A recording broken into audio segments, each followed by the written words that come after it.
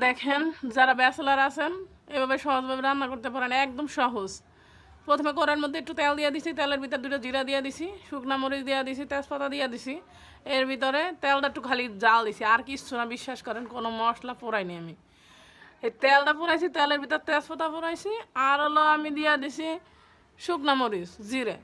এর ভিতর মাংস দিছি, মাংসের ভিতর দিয়ে দিছি হলো পেঁয়াজ, আলু, আর হলো দিয়ে দিছি আদা বাটা, রসুন বাটা, আর সাথে দিয়ে দিছি মরিচের গুঁড়া, ধইনার গুঁড়া, আর একটু জয়ফল, জয়ত্রী, এই অল্প পরিমাণে পাউডার দিছি। এখন এগুলোর জাকা করে একেবারে জাকানাকা করে কষাই নেব। কষাইতে কষাইতে যেরকম লাল হয়ে যায় আর মাংসের গায়ের জলটা যেরকম হুগাই যায়, অনেক সুন্দরভাবে কষাবো। আর কষাইনকে ঠেলায় মনে হবে যে রান্না হয়ে গেছে, কারণ আমি এদের মশলা তো কষাই নেই, তাই মাংসটা ভালো করে কষাইছি যাতে মশলাটাও কষান গিয়ে যায়, মাংসটাও কষান গিয়ে যায়। মাংসটা একেবারে আদা আদা সিদ্ধ হয়ে দেবে কষাইতে কষাইতে। আমি এটার পাতলা জল রানবো, কিন্তু এরপরে কি ভালো করে কষাই নিছি যাতে এটার ভিতরে একেবারে মশলা ভালো মতো ম্যারিনেট হয়ে যায়। এমনি আলাদা তো আর মাখাই নেই, এই বাজার সময় ম্যারিনেট হয়ে গেছে। কষাইতে কষাইতে একেবারে লালচে হয়ে গেছে, এই সময় আমি পরিমাণ মতো জল দিয়ে দিছি। পাতলা জল রানবো, কারণ ভালো করে কষাইছি, পাতলা জলেই খাবো।